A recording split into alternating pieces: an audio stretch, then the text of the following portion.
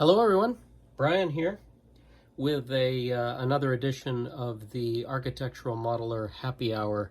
Cheers everyone.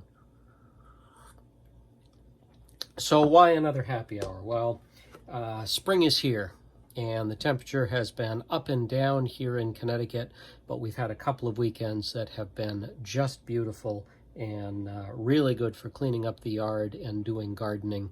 And so most of my attention has been turned to work around the house, less attention to working on the models. And so there's been slow and sporadic process on a bunch of things, but really nothing intense enough to warrant a video. So I thought maybe I'd catch everybody up on where I am. So here's a hodgepodge for you. First of all, I talked in a previous video on how before I really could compare the ADASRs and DOMA's kits, I really needed a second DOMA's kit so that it would be a fair comparison. And so this has come in the mail. It is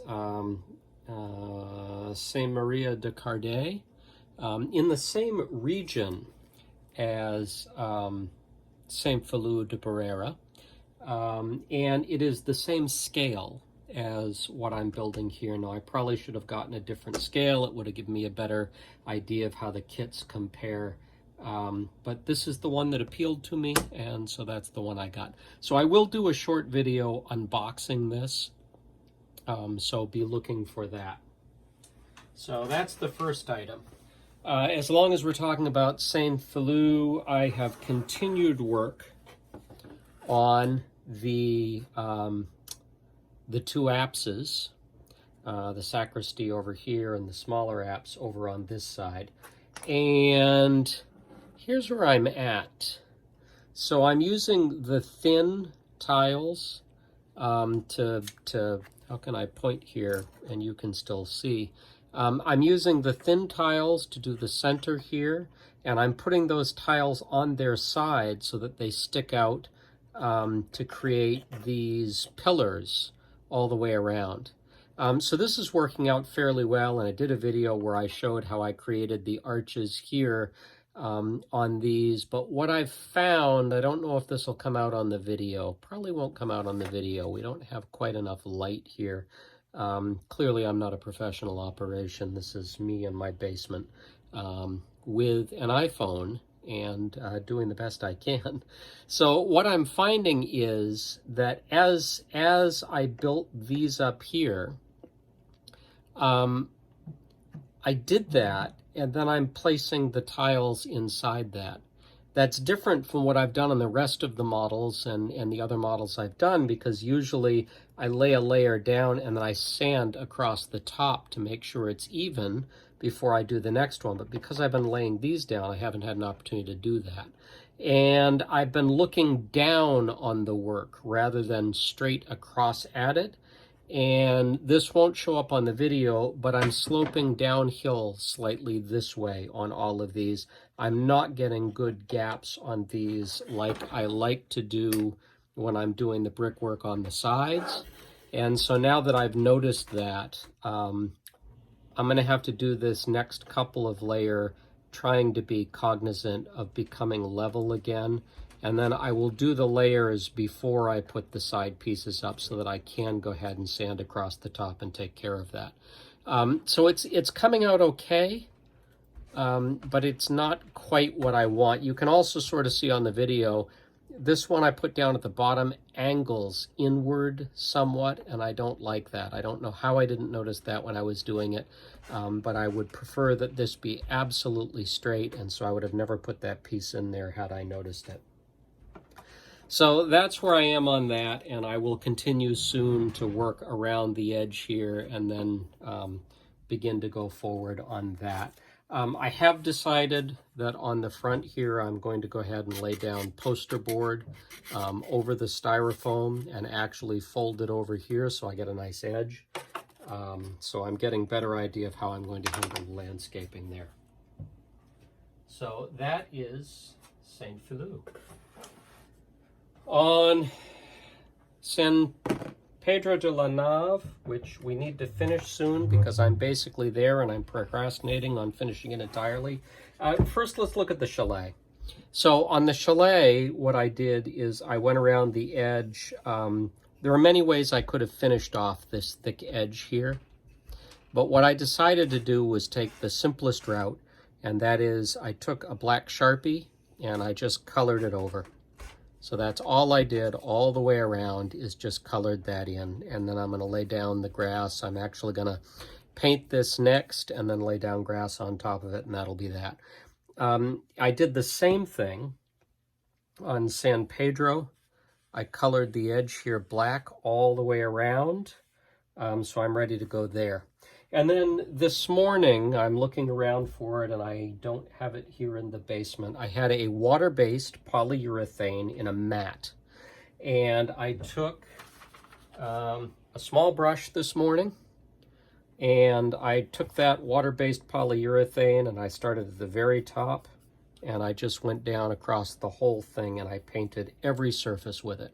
And you do this, as I understand, so that if the models get handled,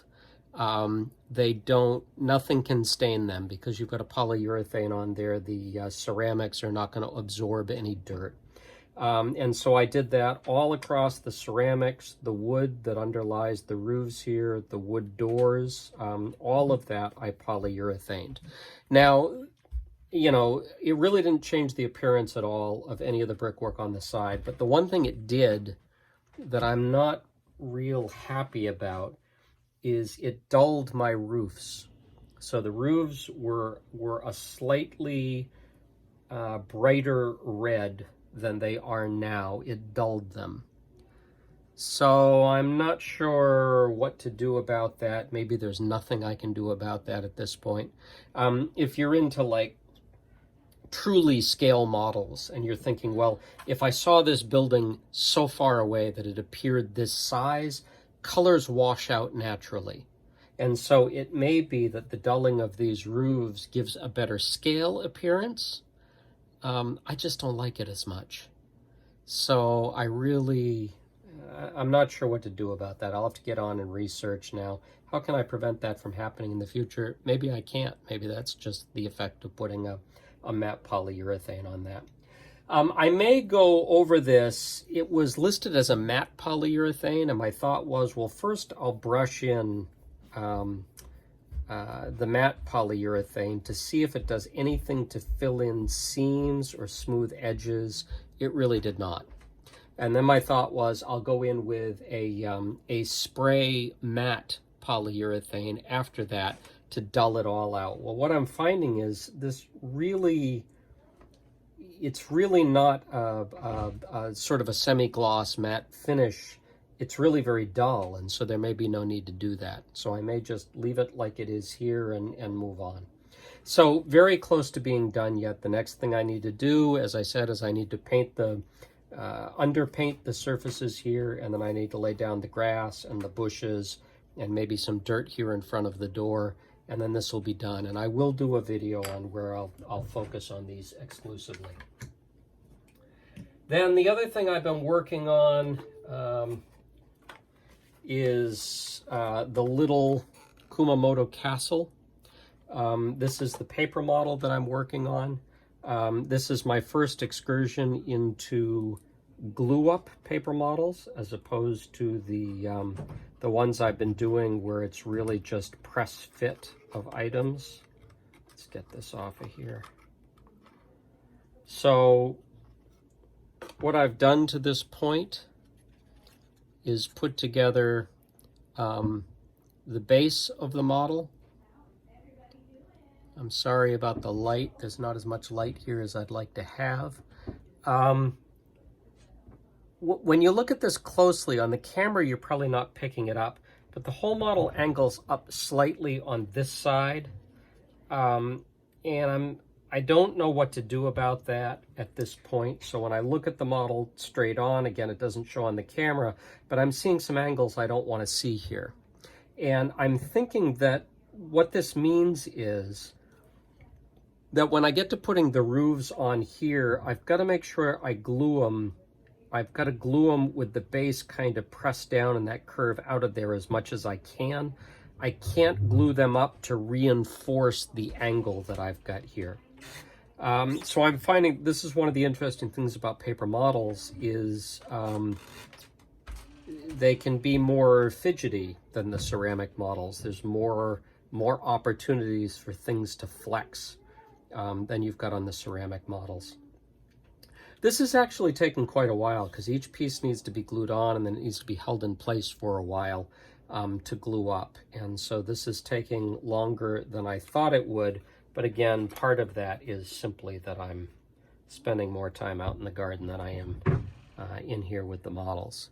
So tiny little pieces.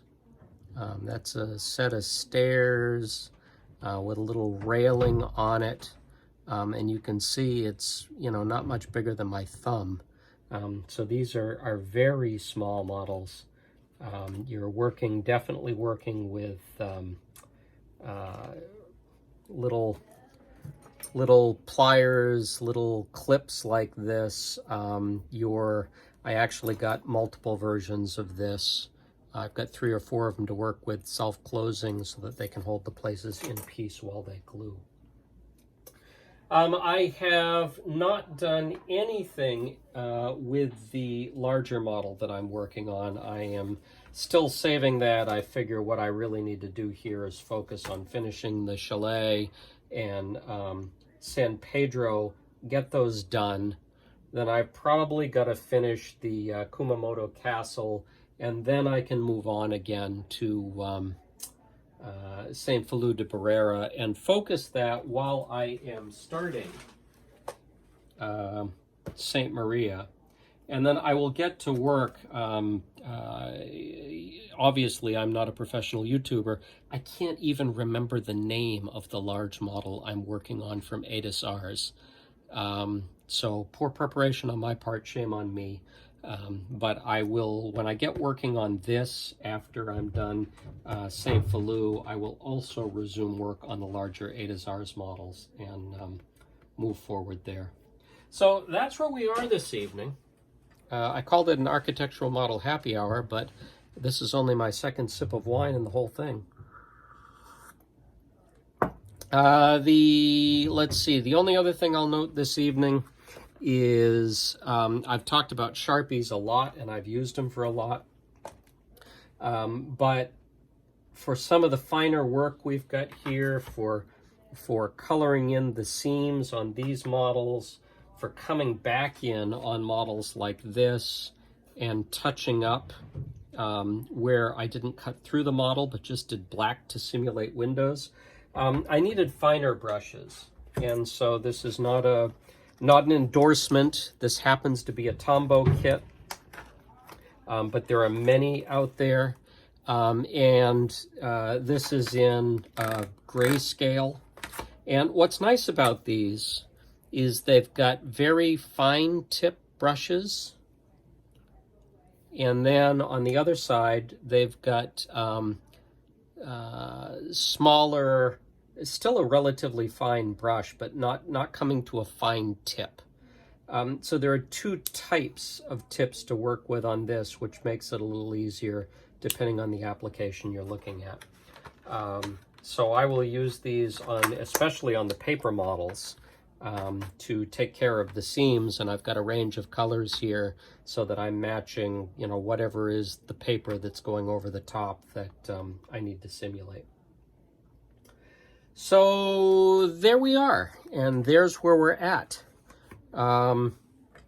Likely to post a little slower than I have in the past.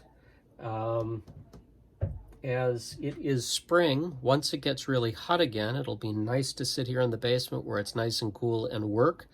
But until that happens, I'm likely to be outside in the garden trying to make things look good around the house and get some stuff done. So there we are. Once again, cheers. Thank you for joining me. And look for the unboxing of St. Maria de Cardet if you're interested in the DOMA kits. We'll see you in that video. Thank you so much. Bye-bye.